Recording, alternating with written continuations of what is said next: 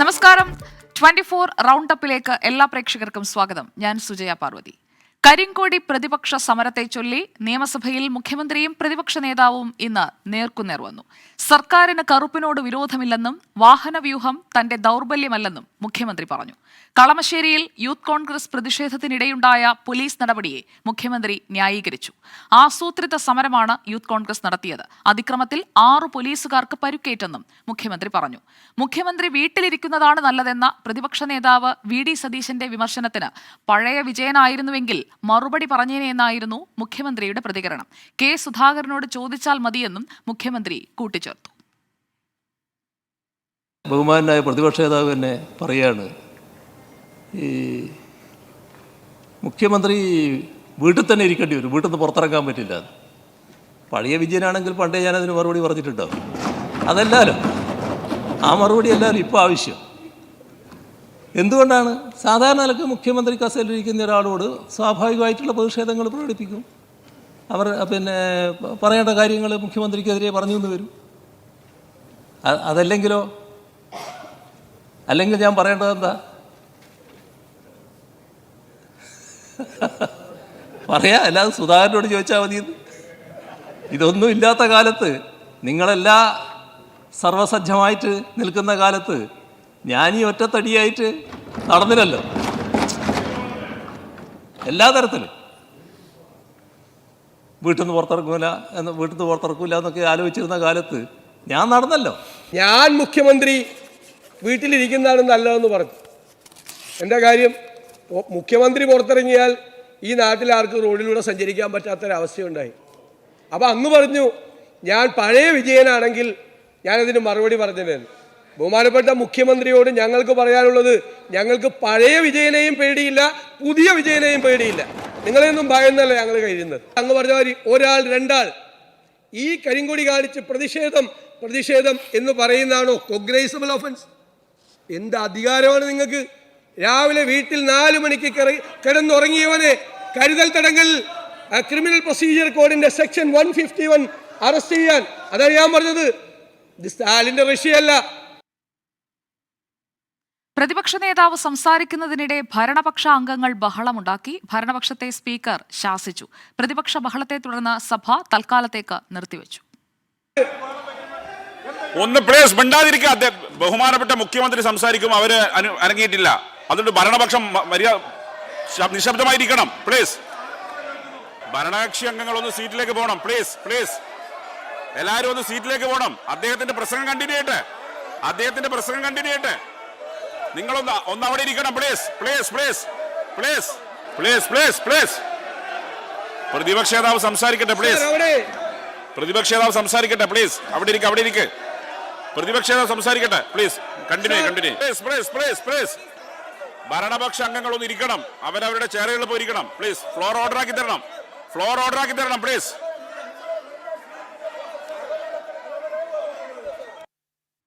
മോദി സർക്കാരിന്റെ മലയാളം പതിപ്പാണ് പിണറായി സർക്കാർ എന്ന് അടിയന്തര പ്രമേയ നോട്ടീസ് നൽകിയ ഷാഫി പറമ്പിൽ കുറ്റപ്പെടുത്തി.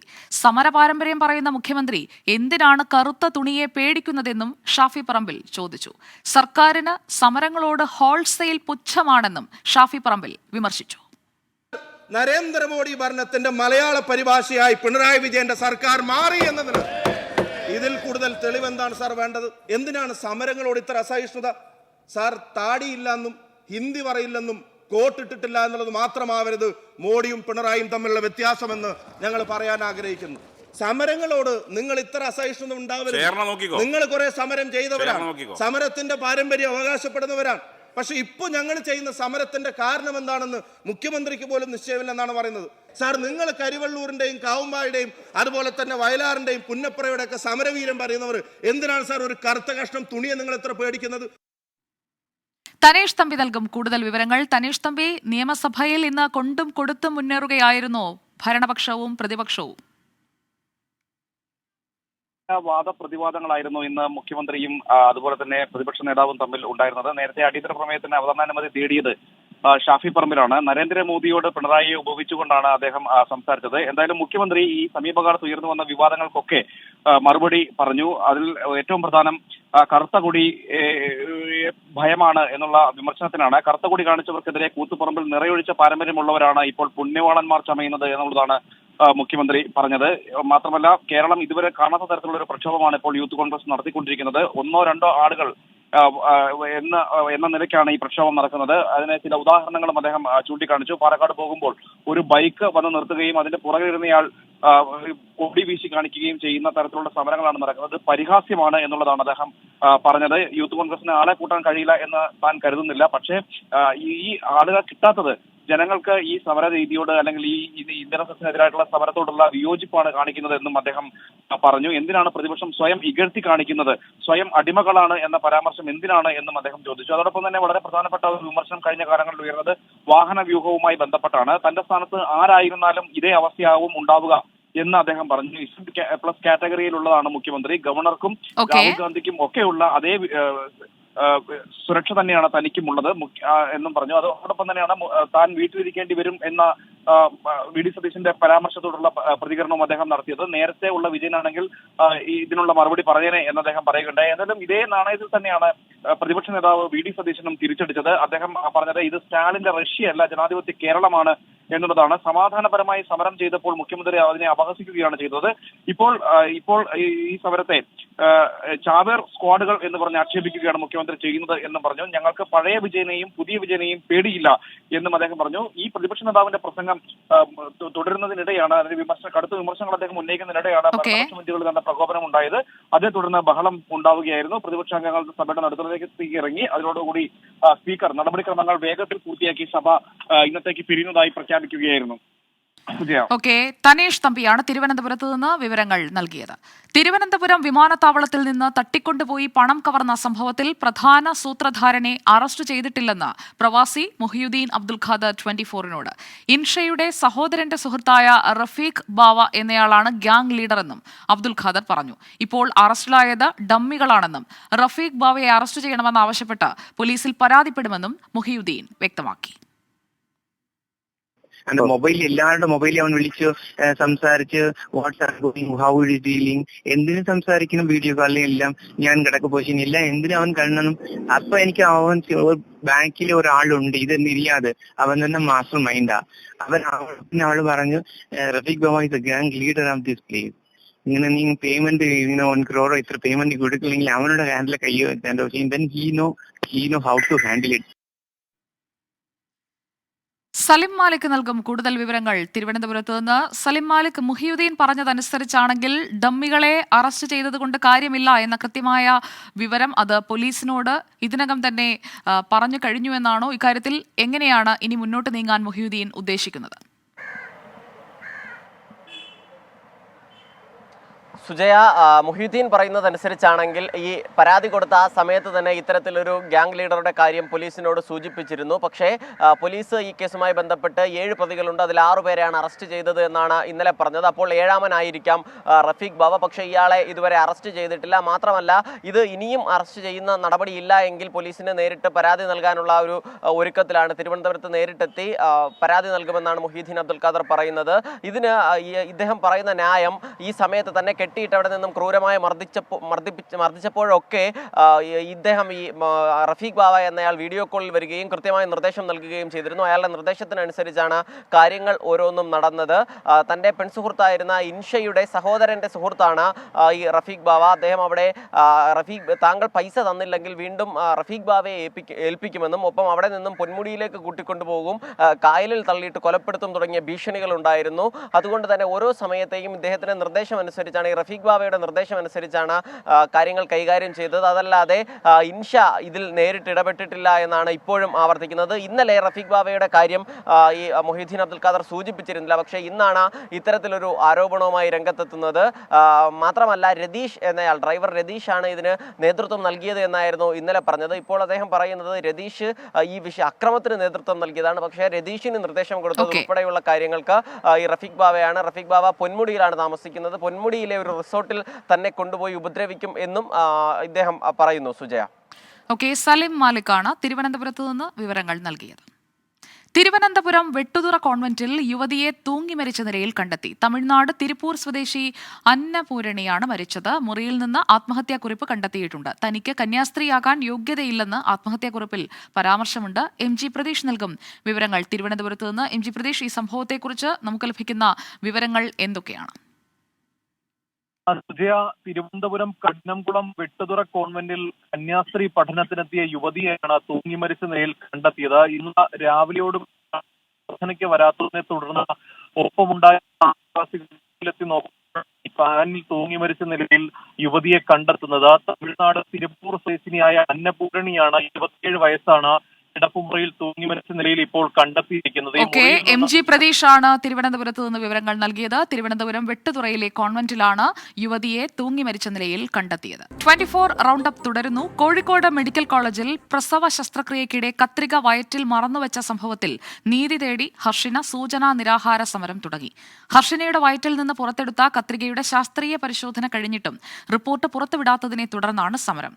ഞങ്ങളുടെ പ്രതിനിധി അർജുൻ മട്ടന്നൂർ തയ്യാറാക്കിയ റിപ്പോർട്ട്. പ്രസവ ശസ്ത്രക്രിയയ്ക്കിടെ വയറ്റിൽ കുടുങ്ങിയ കത്രികയുമായി ഹർഷിനക്ക് കഴിയേണ്ടി വന്നത് 5 വർഷമാണ്. ഇക്കഴിഞ്ഞ സെപ്റ്റംബറിലാണ് ഈ കത്രിക ഹർഷിനയുടെ വയറ്റിൽ നിന്ന് കണ്ടെത്തുകയും അത് പുറത്തെടുക്കുകയും ചെയ്തത്. 2017 ഈ കാണുന്ന മാതൃശിശു സംരക്ഷണ കേന്ദ്രത്തിൽ വെച്ച് നടത്തിയ പ്രസവ ശസ്ത്രക്രിയയ്ക്കിടെയാണ് ഈ കത്രിക വയറ്റിൽ കുടുങ്ങിയത്. എന്നാൽ ഈ കത്രിക പുറത്തെടുത്തിട്ടും ഈ ഹർഷിന അനുഭവിക്കുന്ന ദുരിതം അവസാനിച്ചിട്ടില്ല. കാരണം കഴിഞ്ഞ 6 മാസത്തിലേറെയായി ഇതുമായി ബന്ധപ്പെട്ട് ആരോഗ്യവകുപ്പിന്റെ അന്വേഷണം നടക്കുകയാണ്. എന്നാൽ ഇതുവരെ ഈ അന്വേഷണം പൂർത്തിയായിട്ടില്ല. അന്വേഷണ റിപ്പോർട്ട് പുറത്തുവിട്ടിട്ടില്ല. ഒടുവിൽ നേരത്തെ ഹർഷിന സമരവുമായി രംഗത്ത് വന്നപ്പോൾ ശാസ്ത്രീയ പരിശോധന നടത്തി ഉടൻ തന്നെ റിപ്പോർട്ട് പ്രസിദ്ധീകരിക്കുമെന്ന് ആരോഗ്യവകുപ്പ് ആരോഗ്യമന്ത്രി നേരിട്ട് ഉറപ്പു നൽകിയെങ്കിലും അതും ഇതുവരെ യാഥാർത്ഥ്യമായിട്ടില്ല. ശാസ്ത്രീയ പരിശോധന കഴിഞ്ഞെങ്കിൽ പോലും ഈ റിപ്പോർട്ട് പുറത്തുവിട്ടിട്ടില്ല എന്നാണ് ഹർഷിനയുടെ ആരോപണം. ഇത്തരത്തിൽ ഈ മാതൃശിശു സംരക്ഷണ കേന്ദ്രത്തിലെ ജീവനക്കാരെ സംരക്ഷിക്കാൻ വേണ്ടിയാണ് ഈ ആരോഗ്യവകുപ്പ് ഇത്തരമൊരു കള്ളക്കളി നടത്തുന്നത് എന്നാണ് ഹർഷിനയുടെ ആരോപണം. എന്തായാലും ഹർഷിന ഈ ആശുപത്രിയുടെ മുമ്പിൽ ഒരു സൂചനാ നിരാഹാര സമരം നടത്തുകയാണ്. എന്തൊക്കെയാണ് ഇപ്പോൾ പ്രധാനപ്പെട്ട ആവശ്യങ്ങൾ?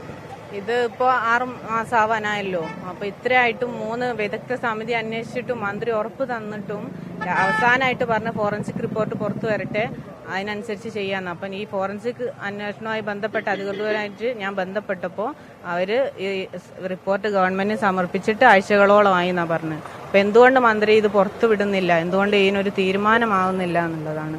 ഞാൻ 5 വർഷം അനുഭവിച്ചതും ഇപ്പോൾ അനുഭവിച്ചുകൊണ്ട് നിൽക്കുന്നത്. ഇതിനൊരു നീതി കിട്ടാതെ ഞാൻ വെറുതെ വീട്ടിലേക്ക് പോയിട്ട് കാര്യമില്ല. അപ്പം എന്തായാലും എനിക്ക് നീതി കിട്ടിയേ പറ്റൂ. അപ്പോൾ എന്തായാലും നീതി കിട്ടിയേ പറ്റൂ. അതുകൊണ്ട് ഒരു സൂചനാ സമരം എന്നുള്ള രൂപത്തിൽ നമ്മളിന്ന് നിരാഹാരം ഇരിക്കാൻ വിചാരിക്കുന്നത്. അപ്പോൾ ഗവൺമെന്റിന്റെ ഭാഗത്തുനിന്ന് ഏറ്റവും നല്ലൊരു അനുകൂലമായ മറുപടി പ്രതീക്ഷിച്ചുകൊണ്ടാണ് ഞാൻ നിൽക്കുന്നത്. കാരണം ഇത്രയും അനുഭവിച്ചിട്ട് ഇത്രയും വ്യക്തമായ എവിഡൻസ് ഉള്ള കാര്യമായിട്ടും നമുക്ക് നീതി കിട്ടുന്നില്ല. പിന്നെ നമ്മൾ ആരോട് പറയും, എന്ത് ചെയ്യും?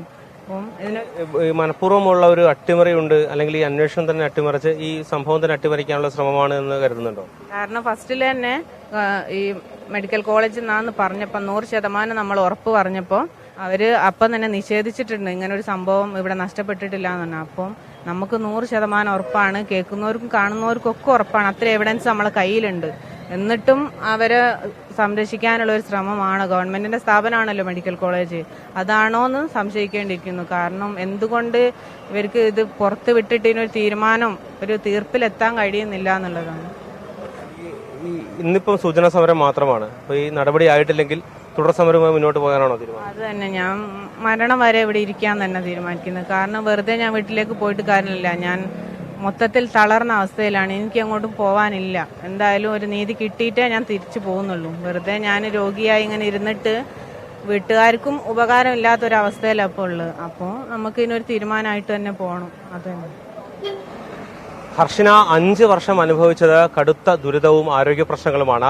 ഈ ശസ്ത്രക്രിയയ്ക്ക് ശേഷം ഈ കത്രിക പുറത്തെടുത്തെങ്കിൽ പോലും ഈ ആരോഗ്യ പ്രശ്നങ്ങളൊന്നും തന്നെ അവസാനിച്ചിട്ടില്ല. ഇപ്പോഴും പല ആശുപത്രികളിൽ കയറി ഇറങ്ങേണ്ടി വരുന്നുണ്ട് ഹർഷിനക്ക്. അപ്പോഴും നീതി അവർക്ക് നിഷേധിക്കുകയാണ്. ഈ 6 മാസമായിട്ടും ഇതിലൊരു തീരുമാനമാവുകയോ ഈ റിപ്പോർട്ട് പുറത്തുവിടുകയോ അന്വേഷണം പൂർത്തിയാവുകയോ ചെയ്യുന്നില്ല.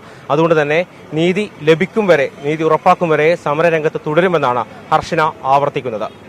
അരുൺ പുതുപ്പാടിക്കൊപ്പം അർജുൻ മട്ടന്നൂർ, 24 കോഴിക്കോട്. ലൈഫ് മിഷൻ കേസിൽ ചോദ്യം ചെയ്യലിനായി മുഖ്യമന്ത്രിയുടെ additional private secretary CM Raveendran കൊച്ചിയിലെ ED ഓഫീസിൽ ഹാജരാകില്ല. നിയമസഭയിലെ ഓഫീസിൽ CM രവീന്ദ്രൻ എത്തി. ചോദ്യം ചെയ്യലിന് ED ഓഫീസിൽ ഹാജരാകാത്തതിൽ CM രവീന്ദ്രൻ പ്രതികരിച്ചിട്ടില്ല. നിയമസഭയുടെ തിരക്കുകൾ എന്നായിരുന്നു മറുപടി. ഇപ്പോൾ മുഖ്യമന്ത്രിയുടെ നിയമസഭയിലെ ഓഫീസിൽ CM രവീന്ദ്രൻ തുടരുന്നുമുണ്ട്. വിവരങ്ങളുമായി വിനീത വിജിയും തനേഷ് തമ്പിയും നമുക്കൊപ്പം. ആദ്യം വിനീതയിലേക്ക്. വിനീത, ഇന്ന് ഹാജരാകണമെന്നാണ് നിർദ്ദേശിച്ചിരുന്നത്. ഇക്കാര്യത്തിൽ തന്റെ തിരക്കുകളെക്കുറിച്ച് EDയെ അറിയിച്ചിട്ടുണ്ടോ CM Raveendran? Sujaya Parvathy, life mission കോഴ ഇടപാട് കേസിൽ ചോദ്യം ചെയ്യാൻ ഇന്ന് രാവിലെ 10 മണിക്ക് കൊച്ചിയിലെ ED ഓഫീസിൽ എത്തണമെന്ന് ആവശ്യപ്പെട്ടുകൊണ്ട് കഴിഞ്ഞ ആഴ്ചയാണ് മുഖ്യമന്ത്രിയുടെ അഡീഷണൽ പ്രൈവറ്റ് സെക്രട്ടറിയായ CM രവീന്ദ്രന് എൻഫോഴ്സ്മെന്റ് ഡയറക്ടറേറ്റ് നോട്ടീസ് നൽകുന്നത്. എന്നാൽ ഇന്ന് രാവിലെ അദ്ദേഹം കൊച്ചിയിലെ അന്വേഷണ സംഘത്തിന് മുന്നിൽ ഹാജരാകാതെ നിയമസഭയിലെ അദ്ദേഹത്തിന്റെ ഓഫീസിലേക്ക് എത്തുകയായിരുന്നു. ഈ സഭാ സമ്മേളനം നടക്കുന്നതിനാൽ തിരക്കാണെന്നും തനിക്ക് ചോദ്യം ചെയ്യാൻ ഹാജരാകാൻ കഴിയില്ലെന്നും അദ്ദേഹം EDയെ മെയിൽ മുഖാന്തരം അറിയിച്ചിട്ടുണ്ടെന്നാണ് നമുക്കിപ്പോൾ ലഭ്യമായിരിക്കുന്ന വിവരം. പക്ഷേ ഇതിലേതെങ്കിലും തരത്തിൽ ഈ മുഖ്യമന്ത്രിയുടെ ഒരു സ്റ്റാഫ് എന്ന നിലയ്ക്ക് ഈ സഭാ സമ്മേളനം നടക്കുമ്പോൾ അത് ചൂണ്ടിക്കാട്ടിക്കൊണ്ട് ഈ അന്വേഷണത്തിൽ നിന്നോ ചോദ്യം ചെയ്യലിൽ നിന്നോ മാറി നിൽക്കാൻ CM രവീന്ദ്രന് സാധിക്കുമോ എന്ന തരത്തിൽ ഇപ്പോൾ ED നിയമോപദേശം തേടാൻ ഒരുങ്ങുന്നു എന്നാണ് ED വൃത്തങ്ങൾ സൂചിപ്പിക്കുന്നത്. കാരണം ഈ ഒരു കേസുമായി ബന്ധപ്പെട്ട CM രവീന്ദ്രനെതിരെ നിർണായകമായിട്ടുള്ള ചില തെളിവുകൾ നേരത്തെ തന്നെ എൻഫോഴ്സ്മെന്റ് ഡയറക്ടറേറ്റിന് ലഭ്യമായിട്ടുണ്ട്. ചില വാട്സ്ആപ്പ് ചാറ്റുകളും ഒപ്പം തന്നെ ശിവശങ്കറിന്റെയും സ്വപ്നയുടെയും ഉൾപ്പെടെയുള്ള ചില മൊഴികളും ലഭ്യമായിട്ടുണ്ട്. ഈ തെളിവുകൾ ഒക്കെ അടിസ്ഥാനത്തിലായിരുന്നു CM രവീന്ദ്രനെ ഇന്ന് ചോദ്യം ചെയ്യാൻ ഹാജരാകണമെന്ന് ആവശ്യപ്പെട്ട് ED സമൻസ് അയച്ചിട്ടുണ്ടായിരുന്നത്. ഈ സഭാ സമ്മേളനം ഇനി 30-ാം തീയതി വരെ, മാർച്ച് 30 വരെയുണ്ട്. പക്ഷെ അത്രയും ഒരു വലിയ ഇടവേള ഈ ചോദ്യം ചെയ്യലിന് നൽകാൻ കഴിയില്ല എന്നൊരു നിലപാടിൽ തന്നെയാണ് ED ഉള്ളത്. അത്രയും വലിയൊരു കാലാവധിയിലേക്ക് ചോദ്യം ചെയ്യൽ നീട്ടിക്കൊണ്ടുപോകാൻ കഴിയില്ല എന്നാണ് ED വൃത്തങ്ങൾ സൂചിപ്പിക്കുന്നത്. അതുകൊണ്ട് തന്നെ നിയമോപദേശം തേടാനും CM രവീന്ദ്രന് ഹാജരാകണം എന്നാവശ്യപ്പെട്ട് വീണ്ടും സമൻസ് അയച്ചേക്കാനും ഒരു സാധ്യത കൂടി ഇപ്പോൾ നിലനിൽക്കുന്നുണ്ട്.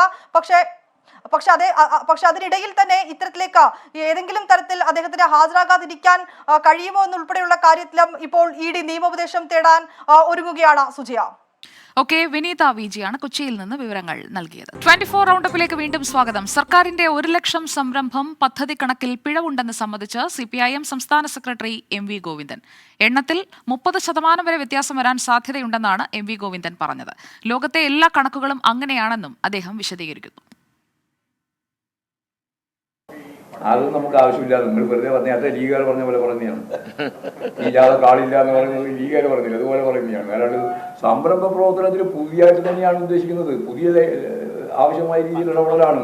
സംരംഭ പ്രവർത്തനത്തിന് ആവശ്യമായ ഫണ്ട് കൊടുക്കുന്നുണ്ട് എന്ന് പറഞ്ഞാൽ കടം കൊടുക്കും ഗവൺമെന്റ് തന്നെ ബന്ധപ്പെട്ടിട്ട്. അതിന്റെ സബ്സിഡി ആയിട്ട് അതിന്റെ പലിശയും കൊടുക്കും. പിന്നെ എന്തിനാണ് പഴയതിന് കൊടുക്കേണ്ട കാര്യം? എവിടെയെങ്കിലും അവിടെ ഇവിടെയുള്ള അപവാദം ഉണ്ടാകും. ഈ അപവാദം കാണാനാണ് ഈ പത്രത്തിന്റെ പേര് ഞാൻ പറയുന്നില്ല, ചില പത്രങ്ങൾക്ക് വലിയ താല്പര്യം. 2022 ഏപ്രിൽ 1 മുതൽ മാർച്ച് 31 വരെയുള്ള സംരംഭങ്ങളെയാണ് ഒരു വർഷം 1 ലക്ഷം സംരംഭം പദ്ധതിയിൽ ഉൾപ്പെടുത്തുന്നതെന്ന് മന്ത്രി P രാജീവും പറഞ്ഞു. റീ രജിസ്റ്റർ ചെയ്ത സംരംഭങ്ങൾ ഇതിൽ ഉൾപ്പെടുന്നില്ല. റീ രജിസ്റ്റർ ചെയ്ത സംരംഭങ്ങൾ പദ്ധതിയിൽ ഉൾപ്പെട്ടെന്ന് ശ്രദ്ധയിൽപ്പെട്ടാൽ ഒഴിവാക്കാൻ നിർദ്ദേശിച്ചിട്ടുണ്ടെന്നും മന്ത്രി പറഞ്ഞു. സംരംഭക വർഷത്തിന്റെ ഭാഗമായി വ്യവസായ വകുപ്പ് നടപ്പിലാക്കി വരുന്ന പദ്ധതിയാണ് 1 ലക്ഷം സംരംഭകർ. 2022 ഏപ്രിൽ 1 തീയതി മുതൽ 21 മാർച്ച് 31 വരെ ആരംഭിക്കുന്ന സംരംഭങ്ങളെയാണ് ഈ പദ്ധതിയിൽ ഉൾപ്പെടുത്തിയിട്ടുള്ളത്.